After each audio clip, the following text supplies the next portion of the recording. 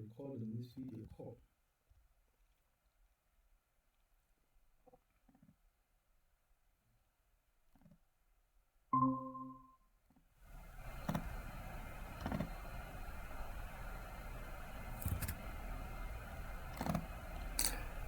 All right. Hi, everybody. Good evening. I have to start off with an apology here, but by the way, I hope you can hear me just fine. If you could confirm if you can hear me just fine. My external microphone is not working. I don't know what's happening.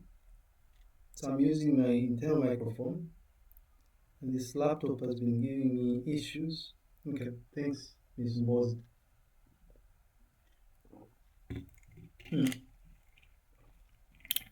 I have to apologize. I sent these guys. Ms. Violet is the one who was asking, very diligent, Ms. Mtonga, thank you. She was asking, we're having class, and I sent her this this snapshot, right? Trying to explain here. Sometimes evidence works best. So I sent her I sent her this, I sent her this snapshot here about this program here. So I was actively participating. I was helping facilitate. I don't know what's happening here. Oh, there we go. I was helping facilitate this session today. So today was the last day, and the sessions were taking place from 14 hours to 16 hours. So in as much as I was actively participating in that on Tuesday, but the expectation is I needed to be around, especially that yesterday I was not around, So I'm sorry for that. But yeah, so we're going to continue our discussion of the module we're currently busy with. And I'm not really sure if people have any specific questions as they relate to what we were looking at when we met last. If you remember, we've been looking at class diagrams, right? And we had a very lengthy discussion of centered around how we create these so-called class diagrams. The syntax, right? It turns out that maybe if we thought it was a trivial process, we now know that there is quite a bit that is involved here. There's like a syntax that has got to be followed through.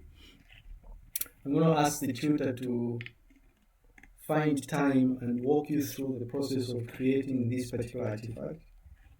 Happens to be one of the most widely used artifacts, especially for people like you who've been trained using the Java programming language, which is object-oriented, right? So typically when you're creating your programs, you start off with classes, so class diagrams. Anyway, so we had a discussion about this, and towards the end, I reminded you of conversations that you had with Mr. Mbewe as they relate to access modifiers, right? So what exactly does it mean when you define something as private? Well, it means it can only be accessed in that class. Like for instance, if you look at this is all public though. But if you look at why are they all public and protected? If you look at this identifier here, right, and type, these are private, meaning that they are only accessible within this class digital object, right? Even if you have classes that are derived from digital object, like subclasses, they won't have direct access to that attribute because it's private, right? And then we see that for something that has a default access modifier, like if you don't specify that it's private or protected, its default access modifier, it's accessed in that class and within the package itself. Yeah. Um, and then we see that for the protected access modifier, what that means is, for instance, if you define um, a method as being protected, it's accessible within the package, within the class, and within any subclasses. And then finally, public, right? When something is public, you have global access to it. So you can access it globally from within the package, from the class, and from the subclasses. Anyway, a discussion about this. I am not sure if you guys have any questions about this, but I imagine everything is crystal clear, as the white man says. So anyway, there we go. Next up is we're supposed to start our discussion of so-called sequence diagrams. Now, besides use case diagrams, it turns out that sequence diagrams are one of those most widely used interaction diagrams. Right? They are ideally used to help model interactions between actors and objects within a system. I hope you're paying attention here, right? These different UML artifacts serve different purposes. And this makes sense because early on in the process, we introduced this notion of so-called system perspectives, right? This idea that when you're creating these design artifacts, what you're doing is you're modeling different system views. You can model the system view, so a static view, dynamic view, for instance, right? So your sequence diagrams are used to model interactions between actors and objects within the system. And really what they do is they'll capture how operations are performed. And you'll see this will make sense. In fact, typically, in a use case diagram, time is an important aspect. So you're representing what typically happens to an object, for instance, or objects during the passage of time. Okay, so sequence diagrams will show the sequence of interactions that take place during a particular use case or use case instance. This is beginning to make sense, right? It's almost like they are an extension of use case diagrams. Remember that the only thing we are doing with use case diagrams is we are indicating what users are doing in the system. I can log in. I can log out. I can upload an assignment. We're not specifying how that assignment is going to be uploaded or something, or how we're going to log in, if this is making sense here. And so it turns out that these objects and actors involved are listed along the top of the diagram. You see this, with a dotted line drawn vertically from these objects and actors. Right? And interactions between or amongst the objects are indicated by annotated arrows. Different types of arrows will signal different types of methods, signaling what is happening. So in essence, these sequence diagrams are a type of interaction model that will model a single scenario executing in a system. It's like, in fact, not it's like. Think of a scenario as an action that is being performed by a user or an entity. I log in, I log out. You cannot have a sequence diagram that showcases both login and log out. These are two different scenarios. You can have a sequence diagram that illustrates the interaction that takes place when somebody is logging in and when somebody is logging out.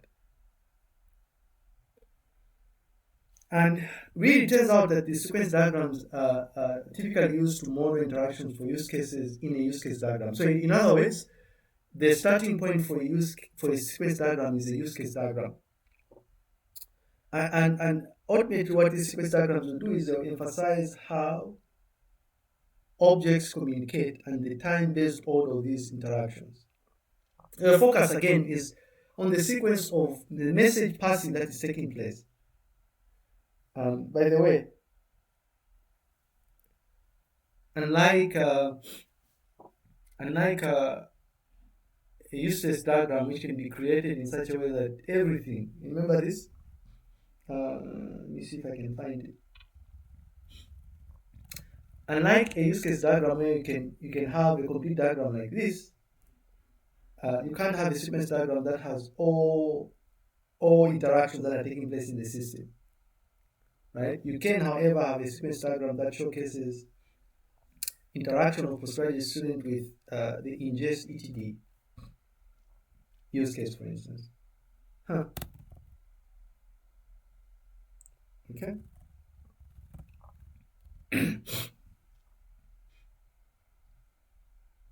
Anyway, so ultimately, this is what you're creating, right? This is what we're calling a sequence diagram. Of course, this is not complete here. We're showcasing the interaction amongst actors and objects, right? So these rectangles here are objects, and then this stick figure here is the actor. Okay. So again, your sequence diagrams are modeled with respect to objects.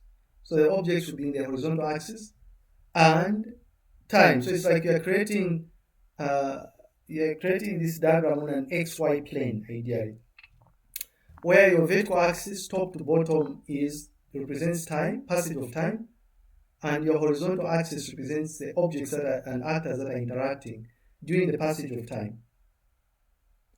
The elements that participate in the interaction can appear in any order. So in other words, you don't necessarily have to have the stick figure here. You can have it towards the end, but what makes a lot of sense is for you to place these objects or elements in order of when the interaction is happening. So for instance, if the interaction between this actor and the digital object happens first before the interaction between object and metadata, what you should do is you place the actor here and then you have the object. It's going to be a lot easier for you to create this diagram, or at least there'll be less misrepresentation. Okay? Objects are listed left to right depending on reasons of interaction based on message sequences, right? Message passing, in other ways. Again, we see here that, and this is slightly more complete here, at least for the y-axis. We see that the vertical axis shows the temporal progression of the interaction. Now, you may not really see here the temporal progression of the interaction, but the idea here is that the messages that are somewhere at the top here, like deposit digital object, they are evoked, if you remember that, they're evoked earlier than the ones that are at the bottom. Time begins, or 0,0 is at the top left, and so interaction begins at 0,0 and going down, right? So as you are going at the bottom here, time is increasing again. So you execute this method, you evoke this method first, followed by specify object metadata, and then followed by confirm ingestion. Of course, there are other methods to the far right here. Now, the time is modeled based on message sequences, and typically, you depict this by labeling the message or explicitly order the numbers. So in other words, in some instances, what you may do to make life a lot easier is you would number these different messages, right? To signal that this is the first message, you would prefix this invocation with 1 followed by a full colon or something like that. The other thing to mention here is sometimes it's usually expected that the message that you're specifying here has the same name and formatting as it would appear in the source code. So if you have a method called if you have a class called public class student,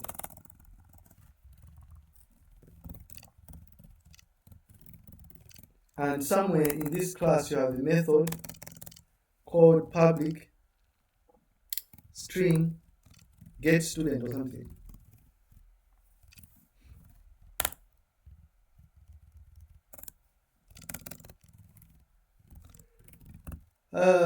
Return this dot student name.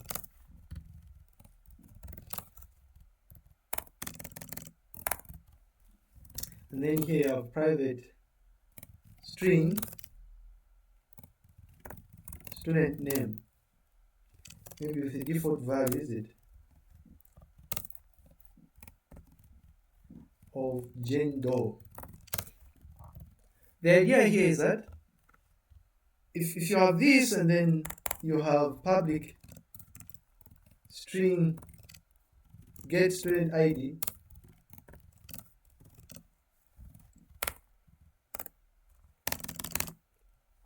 and then again you have return this dot student ID or something.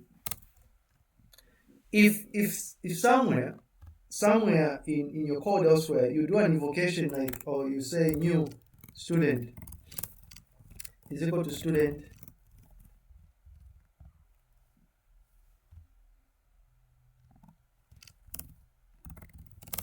new student Kenge or something like that, you have the ID and the name or something to create an instance of Kenge or something like that. 1, 2, 3, 4, 5, 6, 7, 8, 9, 10. Like this. The idea is if you somewhere down the line you have Kenge, dot get student ID, and then you then have a Kenge dot get student name. If you think about it here, right, you first of all start executing this method get student ID followed by student name. So meaning that here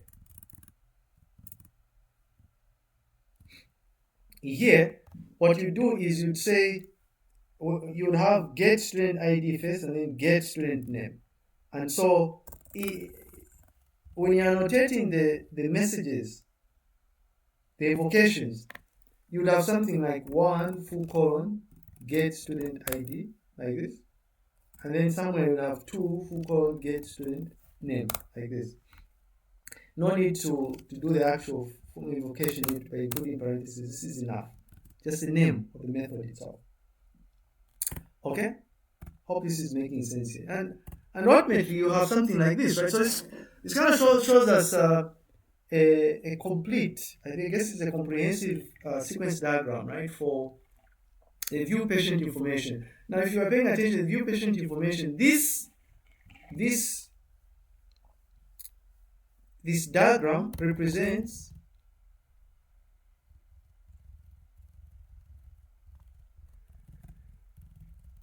I know we had something like that somewhere. Let's see if I can find it. I'm trying to see if you guys are going to be able to make sense out of what we're doing. You remember this?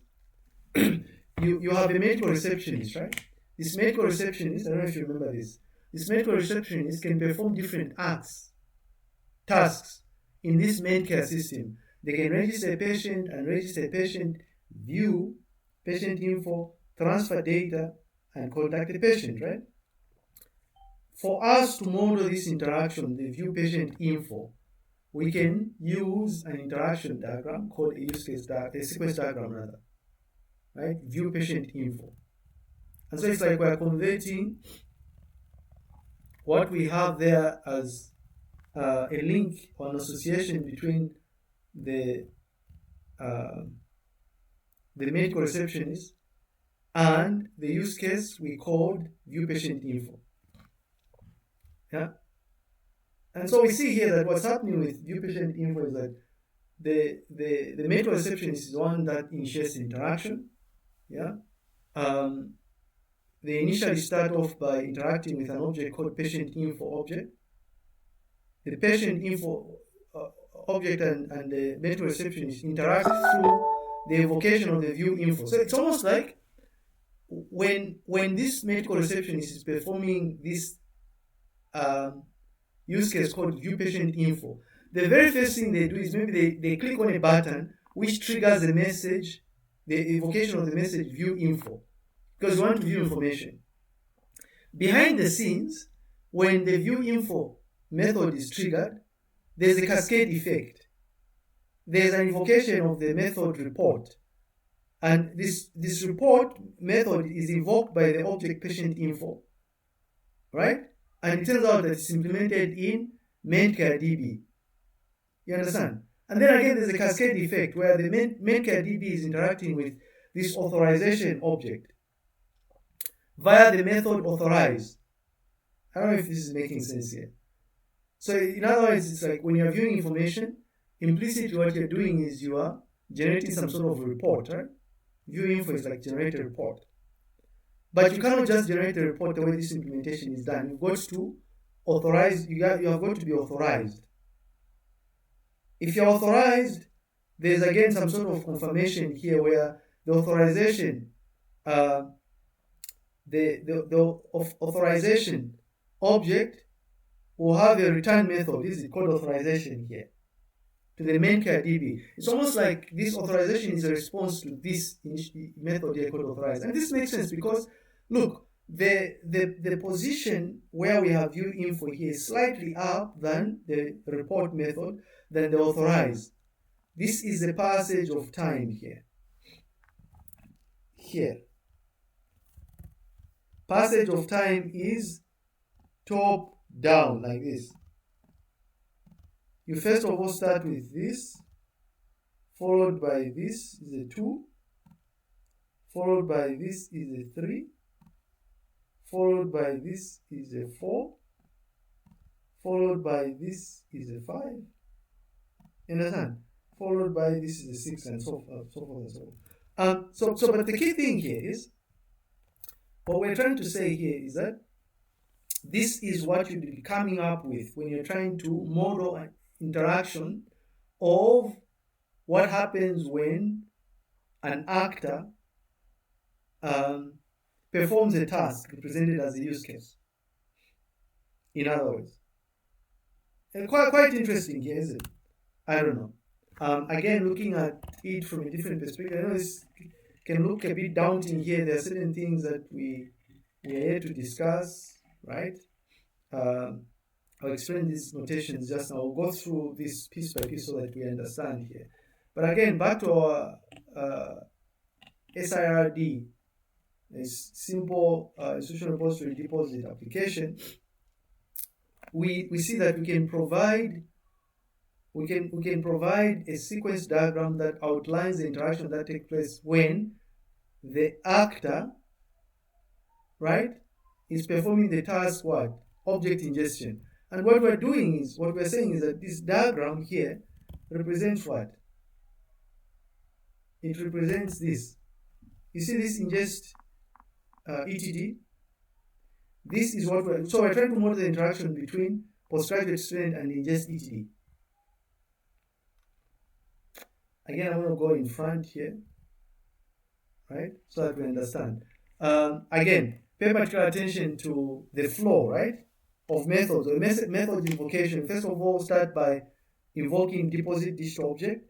In other words, when the postgraduate student performs this action called object ingestion workflow, implicit behind the scenes, they're invoking the deposit digital object method. They're invoking it in the digital object class. In other words, it's like this is implemented in digital object. Actor wants to call this method which is in digital object. And then digital object knows that because this person wants to deposit a digital object, for this to be a success, I have got to evoke the method called specify object metadata from the metadata object or class. I have also got to evoke a method called upload object bitstream from the bitstream class. So in other words, the same digital object class, right, is evoking two messages at the same time in succession. After evoking the specify metadata, object metadata, the next step is upload object stream. When upload object stream is a success, there's a message callback called confirm upload. And then afterwards, confirm ingestion, and then you're done. Now, the thing here to appreciate is, what are all these different elements we are seeing here? These funny looking things here, notation. What does this represent? Right? Well, we want to go through this one at a time here, but it turns out that its notation represents something. First, the one thing you notice is that you have the interaction name, is it? Typically, it's on the top left here. This is wrong, by the way. This medical reception is the name of the actor here. The interaction is on the top left. This is UML 2.5.1, by the way. You have the so-called lifeline. We'll talk about these just now. You have the messages, right? You have the objects and the actors. So the interaction being modeled, we are saying, is represented as a rectangular frame. Usually, most tools will create this frame by placing it on the top left of the diagram itself, with the name indicated inside. Notice here. And it's not really like a normal rectangle, notice, right? There's a bit of aesthetics that are used here. It's observe. Ooh, I don't know if I I don't know if I think I don't I wow. I think I believe I uninstalled Dia, but I'll have to install it for me to showcase this, I guess. I don't know. Um,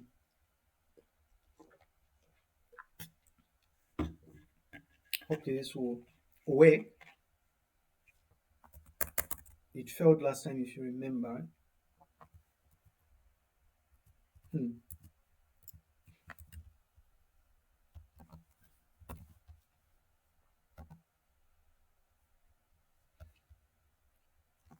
Okay, so if we wanted to create a sequence diagram, and unfortunately for something like this, you'd have to create it piece by piece, right? It's like something like this first, and then you have what? You have an object, right?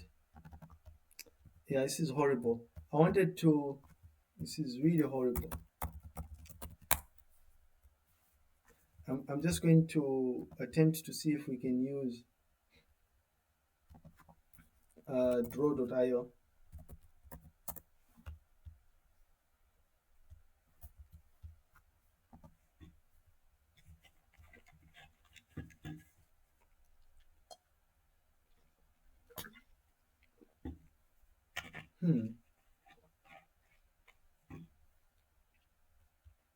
See if we can create a new diagram. We don't have to create a new diagram. I don't know why I'm doing this. We're wasting time. What we can do is, what is this?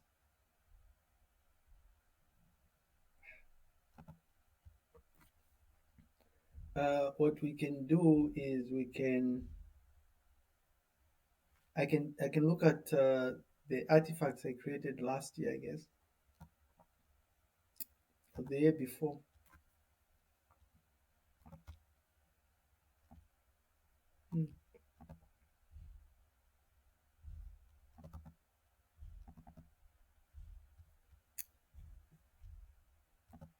And just open this.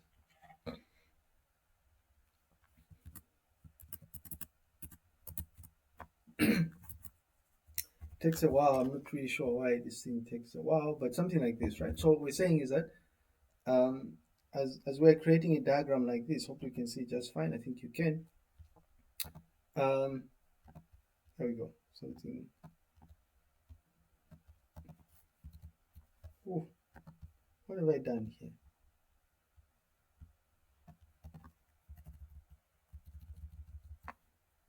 I have no idea what it is I've done here, right? Okay. The diagram is somewhere at the bottom here, which is quite unfortunate. And then when I zoom in here, it vanishes or something like that. Okay. So I have something like this, right? This is what we are striving to come up with. And we are saying here is that the interaction being modeled is represented as a rectangular frame, this thing here. And by the way, you notice that for draw.io, the name is actually prefixed by SD, which is sequence diagram. It's not like you'd have to do this all the time. In fact, if I were to show you how Lucidchart does this, you'd be amazed. It does it in a completely different manner or something like that, right? So the name of the interaction is in the top left corner of the frame. And there are not really strict rules for naming these interactions, it turns out. But what's important is you make sure that the things, the names themselves are descriptive. You don't want somebody to have a hard time trying to understand what an interaction actually means, right? For instance, I could have named this SD DOIW. You understand what I mean? It's like the interaction name is DOI W or something. Short form for digital object ingestion workflow. This is not very descriptive, right? What is descriptive is me naming it digital object ingestion workflow. Makes perfect sense. Perfect sense. Anyhow, so there's this. And then we're saying that use verbs, right? And you want to be consistent with naming convention. Now, because the idea is when you're creating these sequence diagrams, it's highly unlikely that you're just going to create one. Typically, what you do is you focus on interactions that you don't understand or you have a hard time understanding, right? In other words, you wouldn't say it will not be normal if you went out there and say, well, I'm going to create how many? 1, 2, 3, 4, 5, 6, 7, 8, 9 sequence diagrams to represent all these 9 different interactions. Nobody does that. Or if you use the example of the Medicare system, for instance, you say we are going to create, for us to model interactions as they manifest themselves when the medical receptionist is interacting with the system. We'll create 1, 2, 3, 4, 5 sequence diagrams. It's not necessary. I mean, you can if you want to, but it's counterproductive for you to create sequence diagrams for things that you understand. Like if you already understand the workflow associated with registering a patient, it's pointless for you to create a sequence diagram for that. But in other words, what we're saying is you can potentially, for this particular use case diagram, you can potentially create a maximum of 5 sequence diagrams. And all the while, it doesn't mean that the objects that the medical receptionist is going to be interacting with as they're performing the task register patient is one object. No. It could be that internally there are a number of objects or classes that are involved in the registration of the patient. Maybe there's a patient record class, for instance. Maybe there's a register class. Maybe there's a save to database class or something like that. Anyway, thought I would mention that. At least people sit there and they're scratching their heads and trying to figure out what is happening, right? Anyway, so there's that, the interaction name. And then something else that we see here is that we're explicitly mentioning that the easiest way to get started when you're creating a sequence diagram is to use your use case names, right?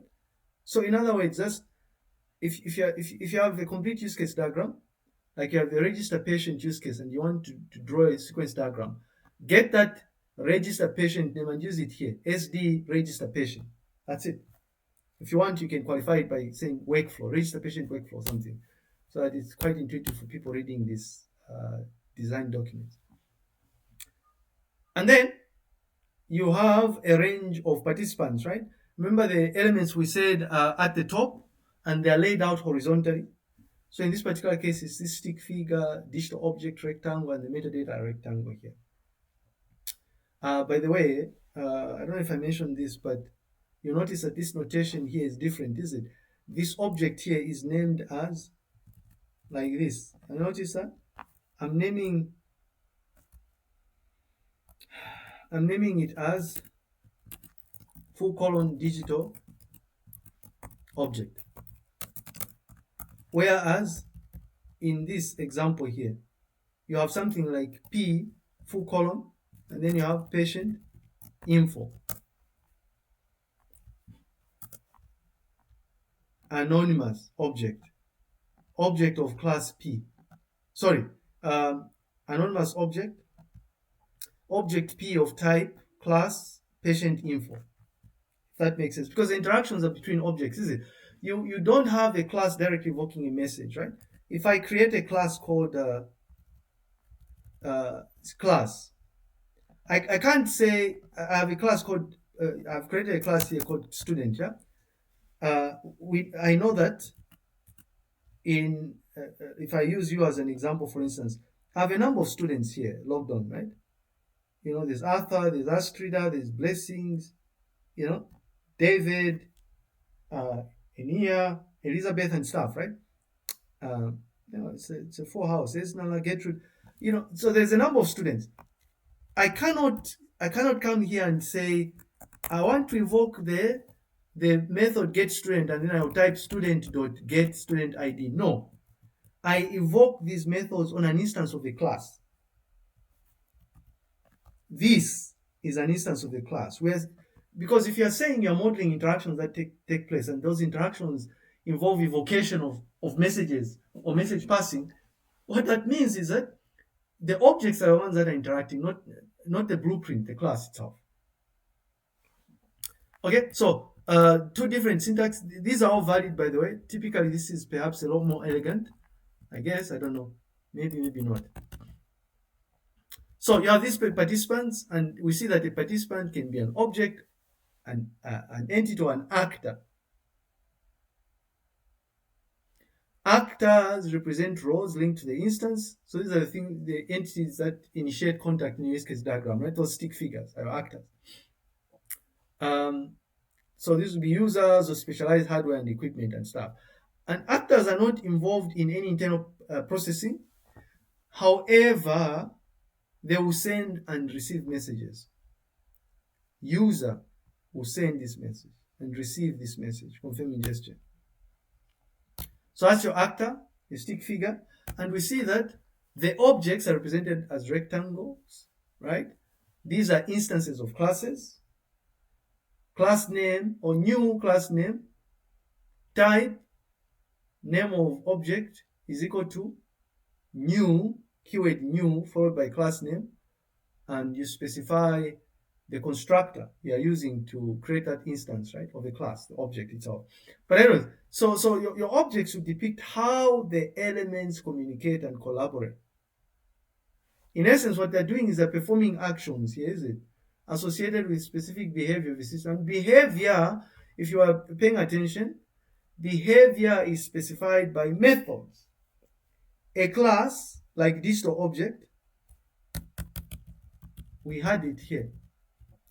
The class digital object has what? Behavior, represented by these methods in the third compartment. It has characteristics or attributes and behaviors, right? Simply put, the objects will perform the actions associated with specific behavior. In other words, they are evoking methods defined in each of those classes.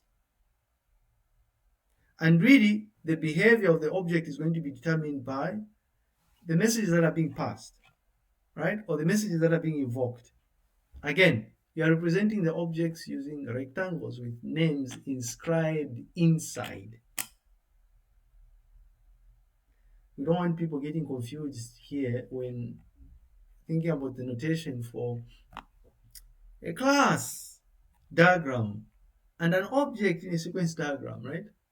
You're not seeing any compartments here, are you? Anyway, so those are the participants. Something else that we have are so-called lifelines, right? So the lifelines will represent individual participants. So there'll be a lifeline for an actor, there'll be a lifeline for this object, digital object, there's a lifeline for metadata. And in fact, the lifelines will represent the passage of time. Lifeline, lifeline, lifeline. And it turns out that the order of the object reflects the flow of the interaction. Again, what you notice, now you won't really see the lifeline for the actor here because, what do you call this? The activation encapsulates the entire lifeline. But what we're saying is that your lifeline is represented by a dashed vertical line here from beginning to the bottom, top to bottom.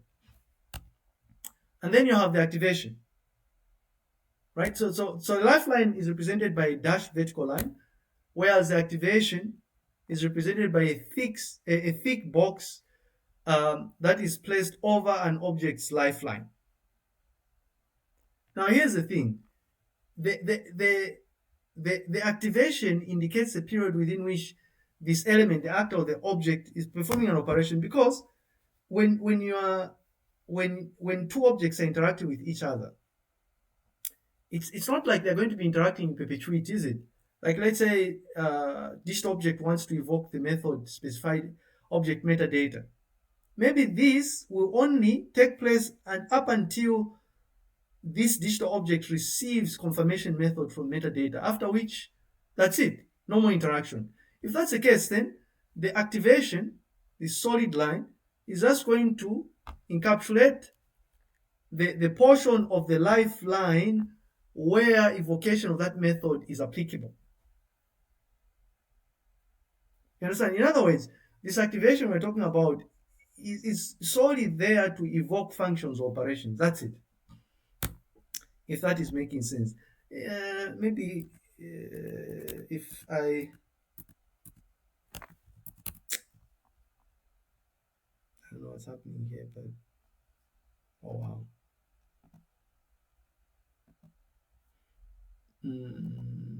Yeah, maybe this, I guess.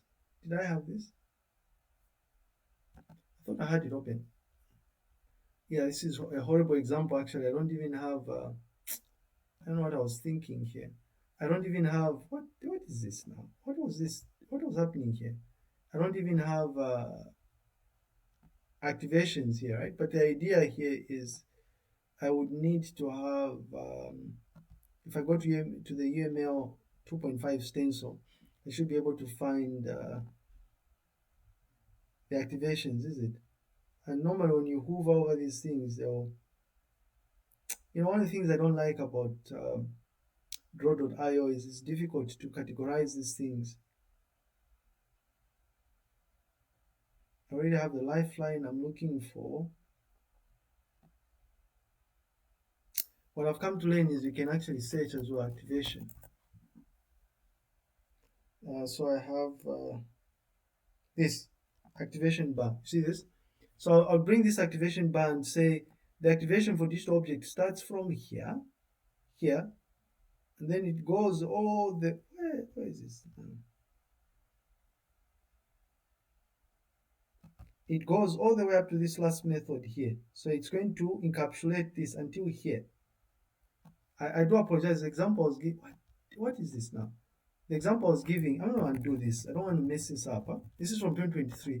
I don't like messing up things, gentlemen and ladies. So what I'm going to do is I'm going to create a copy of this. I'm going to call it 2025 like this. And then I'm going to save it to, yeah.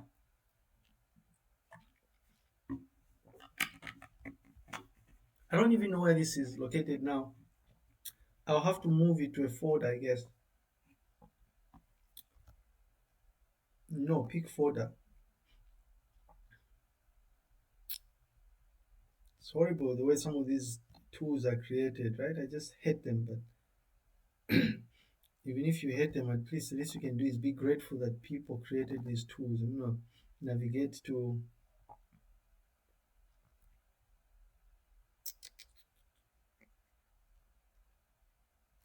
here and then go to slides.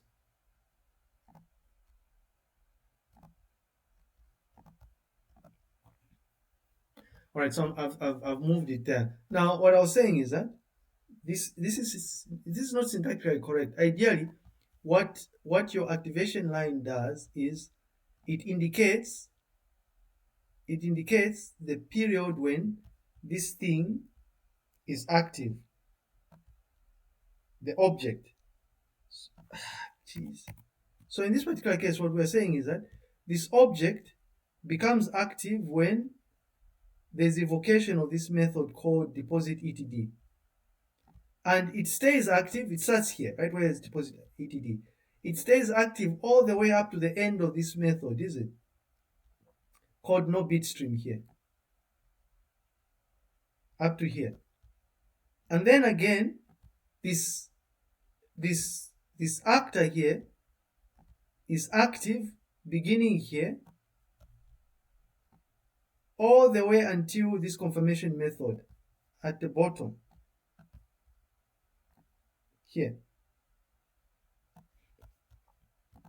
activation line. This is not supposed to be there. I don't know why it's there. Activation line. And to be on the same side, you want to. Ooh, I don't know what's happening here, but I'm gonna leave it there for now.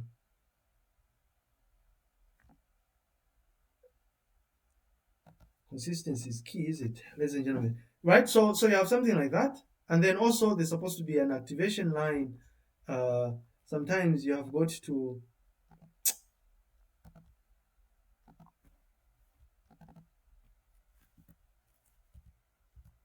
You have got to do things like bring to top or bring forward like this. I don't know. Is it bring to send to back or something?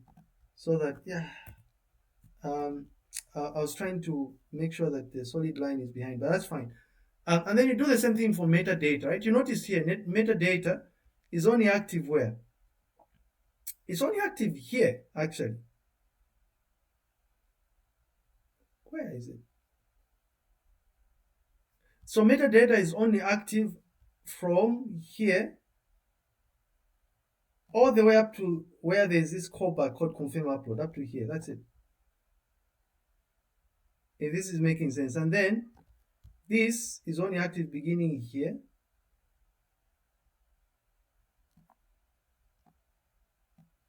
Yeah, I don't know about that, but beginning here. Let's go and do this. This is only active beginning here.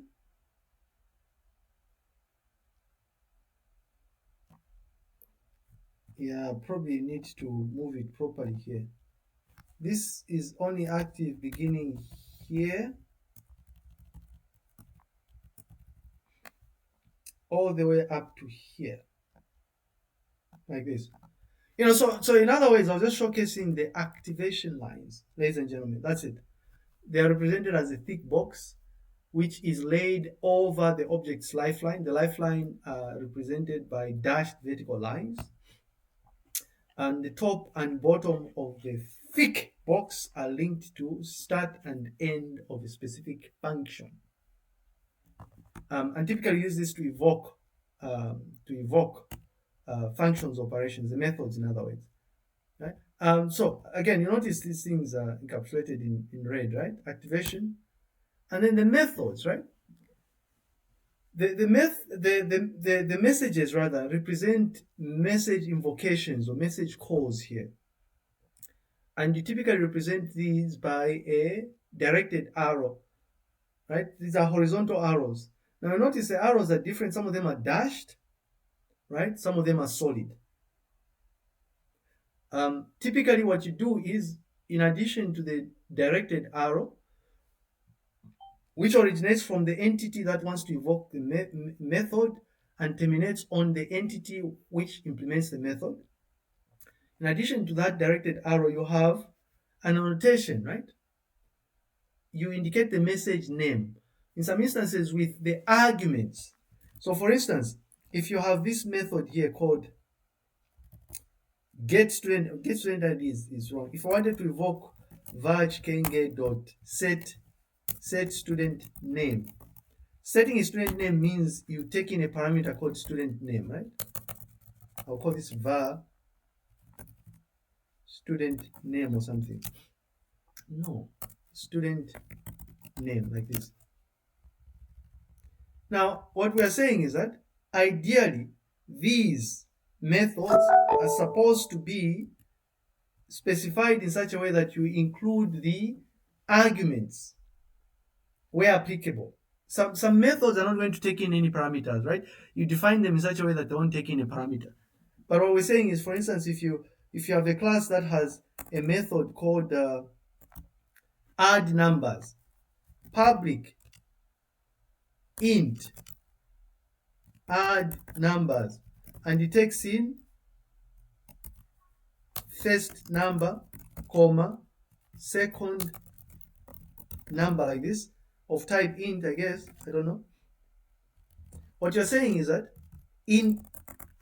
when you're including an annotation in the sequence diagram, it must be indicated like so: add numbers, first number, comma, second number. No need to include the data types, just the arguments to indicate that there's a first number and second number here. That's it. That's what we're saying here, right? And it turns out, now I'm going to leave us here. We have class tomorrow. This is 1952. There are different types of messages. We're going to discuss this, which is why this is the reason why you notice the syntax of the messages are different. Some of them are dash, some of them are solid, some of them start and terminate, or they're associated with the same object, self-evocation, for instance. Right? I don't know if you notice this. There's different types of messages, not here. Here, different types of messages. Maybe this is horrible. I may not be able to showcase some of these. I don't have them in all of my diagrams, not a comprehensive set, but there are different types of messages. So when we meet tomorrow, we're going to discuss, how we evoke messages. We'll discuss return messages, self messages, and destroy messages. I'm going to pause here and ask if there are any questions. I'll walk us through this, don't worry. And tomorrow we shall start looking at one of the most widely used, once we're done with sequence diagrams. We could have finished this. No, we won't. There's still a bit to discuss. We shall then transition and start talking about behavioral models, where we start looking at activity diagrams. Not activity network diagram. That's a project management artifact, right? But we're talking about activity diagrams. All right. Any questions so far?